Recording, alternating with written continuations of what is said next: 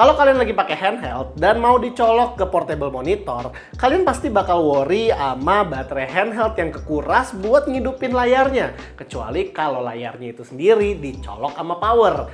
Tapi berbeda sama portable monitor yang satu ini. Kalau kita colok handheldnya, bukannya monitornya ngambil power dari handheld, tapi monitornya malah ngecas handheld. Dan selain itu, dia touchscreen pula.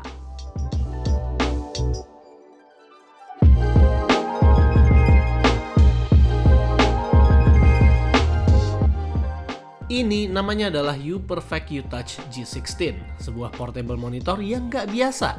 Dia punya baterai sendiri dan juga bisa touchscreen. Jadi dia bisa connect dengan handheld ataupun laptop hanya dengan satu kabel aja. Bentar, tapi bukannya portable monitor biasa juga bisa ya? Bisa sih, tapi monitornya akan narik listrik dari handheldnya, jadi lebih boros.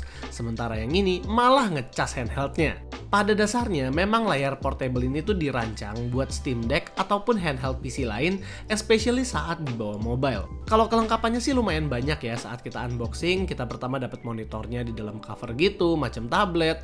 Perkabelannya ada 2 kabel USB-C to USB-C, 1 USB-C to USB-A, dan 1 HDMI to mini HDMI. Sementara di belakangnya ada 1 adapter lagi.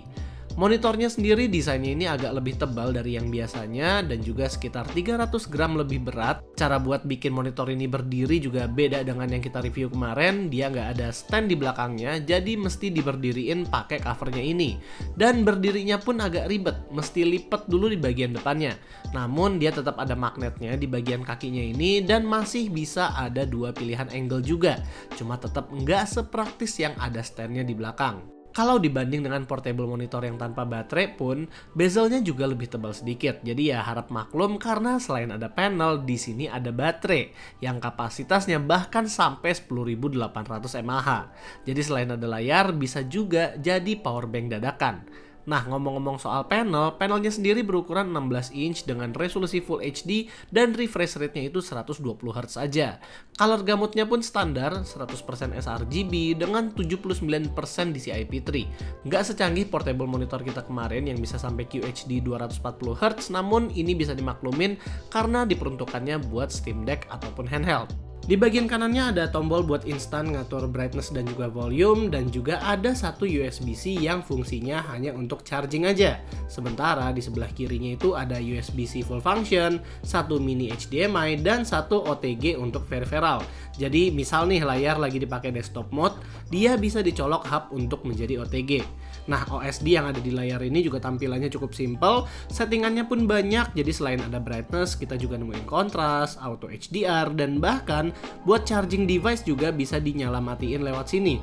Cuma karena dia navigasinya pakai tombol volume dan brightness yang ada di kanan, jadi ya agak ribet gitu deh.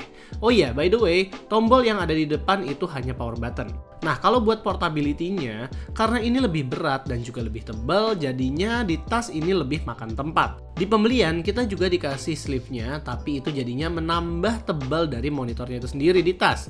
Dan kalau saat dipakainya, jujur sebenarnya ini sih cukup praktis. Kita tinggal colok ini ke device yang kita mau, dan monitornya bisa hidup dengan battery life yang lumayan lama. Layar ini juga punya 2 speaker stereo 1 watt, kualitasnya menurut gua so-so, enakan kalau kita pakai TWS pas lagi gaming. Kalaupun monitor ini mau dibawa ketemu temen, kita bisa main game multiplayer nggak usah di layar kecil. Jadi berguna banget terutama buat main game Nintendo Switch bareng. Tapi buat fitur touchscreen-nya, gue jujur jarang banget gunain fitur touchscreen-nya ini ya. Oh iya, dan ini juga bakal mempermudah orang-orang yang suka pakai handheld PC-nya buat kerja. Jadi selling point utama dari monitor portable yang kita bahas kali ini ada di baterai dan juga touchscreen-nya aja. Sisanya semua B aja. Kalau misalnya kalian nanya soal kapasitas baterainya, memang kita akuin 10.800 mAh itu gede.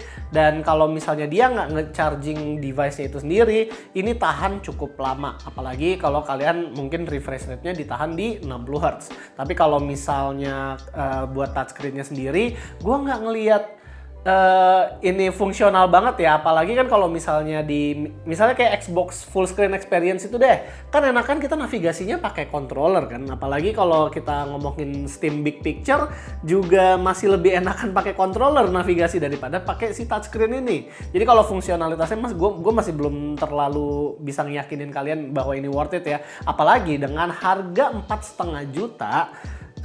Spesifikasi lainnya itu tergolong B aja, Full HD 120 Hz dengan color gamut yang cuman 79% DCI-P3 menurut gua masih agak kurang dibandingin sama monitor UPerfect yang sebelumnya kita review. Itu udah dapet QHD 240 Hz dengan 100% DCI-P3 yang harganya pun hampir sama monitor ini. Tapi nggak tahu deh, kalau menurut kalian bagusan monitor portable yang agak tebel tapi ada baterainya atau monitor portable yang tipis tapi harus dicolok?